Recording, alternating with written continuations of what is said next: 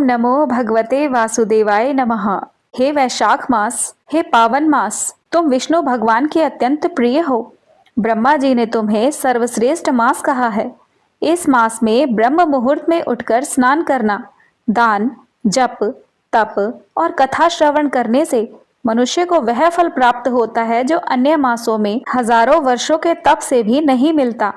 गंगा, यमुना, सरस्वती जैसी पवित्र नदियों में स्नान करने से पापों का नाश होता है, पितर तृप्त होते हैं और भगवान विष्णु प्रसन्न होकर भक्त को राज सिंहासन, पुत्र पौत्र और असीम सुख प्रदान करते हैं। जिस प्रकार एक छोटी सी बूंद भी समुद्र को पूर्ण कर सकती है, उसी प्रकार वैशाख में किया गया एक स्नान भी जीवन को धन्य बना देता है। आज हम सुनेंगे बांदरी की कथा। एक साधारण जीव जिसने वैशाख स्नान की महिमा से राजरानी बनकर अनंत सुख भोगा।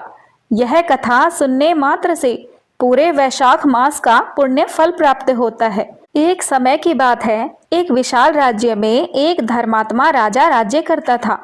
वह भगवान विष्णु का परम भक्त था।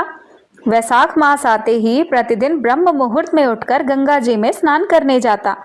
राजा ने सख्त आदेश दे रखा था कि मेरे आने से पहले कोई भी गंगा जी में स्नान न करे, क्योंकि वह चाहता था कि इस पवित्र मास का प्रथम स्नान का पुण्य उसे ही मिले। प्रतिदिन जब राजा गंगा किनारे पहुंचता तो जल शांत होने के बजाय हिलता डुलता, चंचल दिखाई देता। राजा को संदेह होने लगा कि निश्चय ही कोई मुझसे पहले स्नान कर लेता है। उसने पहरेदार बिठा दिए, लेकिन रहस्य सुलझ नहीं पाया। गंगा किनारे एक पुराना वृक्ष था। उसी वृक्ष पर एक बंदरिया रहती थी। वह प्रतिदिन राजा से भी पहले ब्रह्म मुहूर्त में उठकर गंगा जी में स्नान करती, फिर वापस वृक्ष पर चढ़ जाती। इसी प्रकार पूरा वैशाख मास बीत गया। एक दिन पहरेदारों ने बांदरी को स्नान करते देख लिया। उन्होंने उसे पकड़कर राजा के पास ले गए और कहा, महाराज, यही बांदरी प्रतिदिन आपसे पहले स्नान करती है। राजा ने पहले तो क्रोध किया, लेकिन राजा को याद आया, उन्होंने प्रण ले रखा था कि यदि कोई स्त्री मुझसे पहले गंगा स्नान करे तो मैं उससे विवाह कर लूंगा। राजा को बांदरी से विवाह करना पड़ा। वैशाख स्नान के पुण्य से बांदरी ने गर्भ धारण कर लिया। जब प्रसव का समय निकट आया तो बांदरी ने राजा से कहा, महाराज, जब मुझे प्रसव पीड़ा हो तो मुझे सूचित के लिए महल से एक घंटी बंधवा दीजिए। जब पीड़ा होगी तो मैं घंटी बजा दूंगी, आप आकर मुझे सहारा दीजिएगा।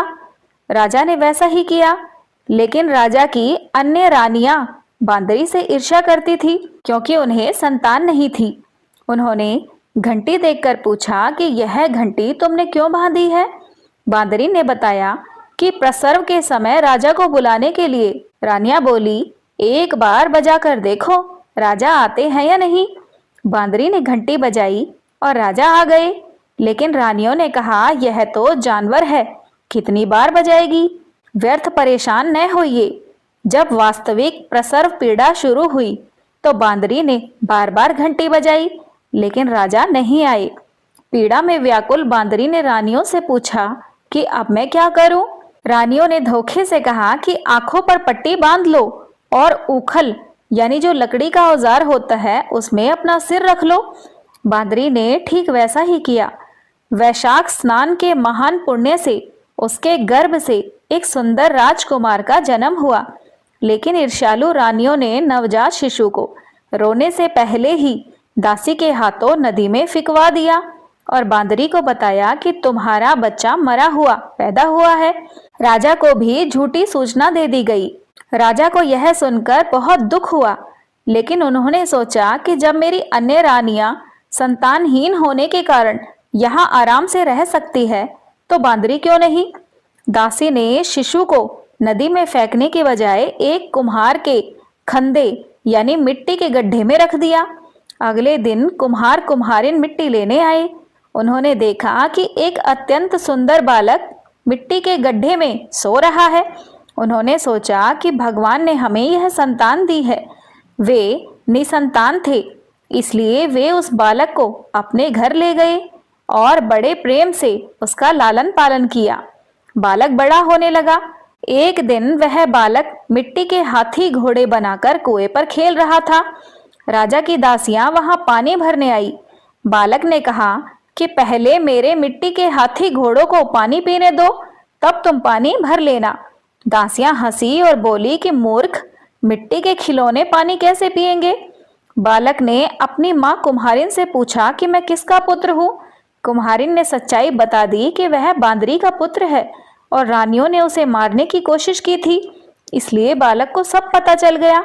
समय बीतता गया, बालक बड़ा हुआ, उसका विवाह हुआ, लेकिन वह जानता था कि वह बांदरी की संतान है, इसलिए उस लड़के की पत्नी बांदरी की खूब सेवा करती। जब राजा को इस बारे में पता चला तो राजा ने बांदरी से पूछा कि ये तुम्हारी इतनी सेवा क्यों करती है। तब बांदरी ने सारी बातें सच बता दी। राजा को बहुत हैरानी हुई।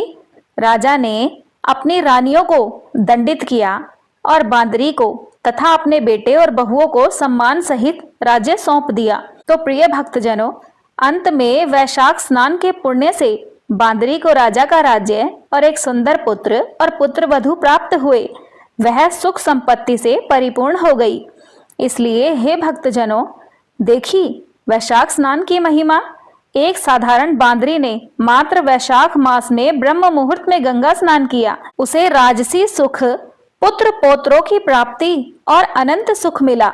यदि बांदरी को इतना फल मिला तो हम मनुष्यों को तो अनंत गुना अधिक पुण्य प्राप्त होगा। जो व्यक्ति वैशाख मास में नित्य स्नान करता है, जल दान करता है, प्याऊ लगाता है, पीपल या आक के वृक्ष को सींचता है, कथा सुनता सुनाता है, वह पापों से मुक्त होकर विष्णु लोक प्राप्त करता है।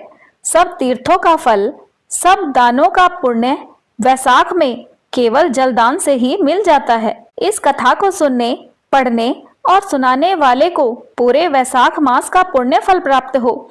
भगवान विष्णु सबके मनोरथ पूर्ण करें, सबको सुख समृद्धि और मोक्ष प्रदान करें, हम यही कामना करते हैं। जय श्री हरि विष्णु, जय वैशाख मास, जय हो बांदरी माता। प्रिय भक्तजनों, यह कथा वैशाख मास में प्रतिदिन सुननी चाहिए। इससे जीवन में सुख, शांति और पुण्य की वर्षा होती है। यदि आज की यह पावन कथा आपको पसंद आई हो तो कृपया वीडियो को लाइक कीजिएगा, चैनल को सब्सक्राइब कीजिएगा और कमेंट बॉक्स में जय वैशाख मास या भगवान विष्णु की जय अवश्य लिखिएगा। मिलते हैं अगली वीडियो में, तब तक के लिए आप सभी सुखी व स्वस्थ रहें। जय श्री राधे कृष्णा, धन्यवाद।